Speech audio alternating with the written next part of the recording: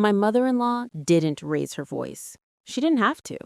All she did was place a single call to her private security team.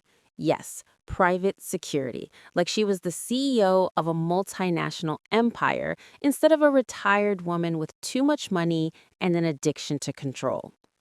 Within an hour, the energy in the house shifted. My husband, who had been on my side that morning, suddenly spoke to me like I was a stranger. His eyes avoided mine. His sentences shortened. His tone sharpened. It was like someone had swapped him out with a colder, edited version. I knew where it came from. Her. The woman who thought marriage was a game of possession, not partnership. And in her mind, her son was the trophy. But then something changed. Later that night, after her security team scanned the property and she whispered whatever poisonous narrative she had prepared, my husband came to me. Not as her son, not as someone influenced by fear or manipulation, just as him. He said he noticed how tense I'd become whenever she entered a room, how her voice made me shrink instead of soften, how her presence turned our home into a battlefield. He said he finally realized that the person who needed security wasn't her, it was me. And then he asked quietly, "What really happened today?"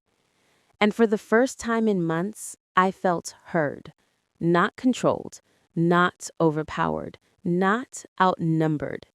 He listened, truly listened. And when I finished, he didn't defend her. He didn't dismiss me. He just pulled me close and said, "Enough. We're setting boundaries together." And in that moment, I realized something. She could call her security. She could twist her stories. She could try to turn him against me. But she couldn't control what she feared most, the truth finally coming out. The next morning, the house was too quiet. Not peaceful quiet, strategic quiet. The kind of silence a person manufactures when they want you to know they're upset without actually saying the words. My mother-in-law sat at the kitchen table like a queen, presiding over a kingdom no one asked her to rule. Her security guy, yes, she brought him inside, stood by the doorway as if the salt shaker might attack her. I almost laughed. Almost. My husband walked in behind me, and for once, he didn't sit beside her. He stood next to me. A small thing, maybe, but in that moment, it felt like a declaration. She noticed. Oh, she noticed. "Are we doing this? Choosing sides?" she said, voice dripping with theatrics. "No one's choosing sides. We're just creating boundaries." That word hit her like a slap. "Boundaries," she repeated, as if it were a foreign term. "From your own mother?" "From anyone who crosses the line," he said, calm but firm. I kept my eyes on the counter, pretending to check my phone, but inside, something warmed. Not at her anger, though that was satisfying, but at him finally seeing what I had been too exhausted to keep explaining. She scoffed. "I only called security because I didn't feel safe after the argument. You know how she gets." I didn't need to ask who she was. My husband finally exhaled long and tired. "Mom, no one threatened you. No one touched you. You escalated the situation." The room went still. It was the first time he had ever told her she was wrong, out loud. Her face tightened, and for a second, I actually saw something flicker in her expression. Not anger, not pride, fear. Because losing control, for her, was worse than being wrong. She stood up, adjusting her jacket like she was preparing for a photo shoot. "If that's how it's going to be, then I'll remove myself from this environment." Her security guards stepped forward to escort her out, as if the living room was some dangerous back alley. The door closed behind her. The silence that followed wasn't strategic anymore. It was relief. Real, breathable relief. My husband leaned on the counter and looked at me. Really looked at me. "I'm sorry," he whispered. And I believed him. Not because of the words. Anyone can apologize. But because of what he chose to walk toward and what he chose to walk away from.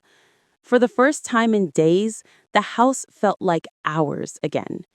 No footsteps pacing, no whispered criticisms disguised as concern, no watchful eyes judging every breath I took.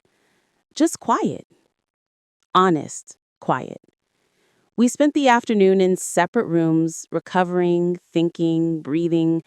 Sometimes healing isn't done side by side. Sometimes it requires space to process the weight of everything left unsaid. When evening came, we met in the living room. He sat beside me, not too close, not too distant, just enough to say, "I'm here and I'm trying." He said he noticed how tense I'd become whenever she entered a room, how her voice made me shrink instead of soften, how her presence turned our home into a battlefield. He said he finally realized that the person who needed security wasn't her, it was me. And then he asked, quietly, "What really happened today?" And for the first time in months, I felt heard. Not controlled. Not overpowered. Not outnumbered. He listened. Truly listened. And when I finished, he didn't defend her. He didn't dismiss me. He just pulled me close and said, "Enough. We're setting boundaries." And in that moment, I realized something. She could call her security. She could twist her stories. She could try to turn him against me.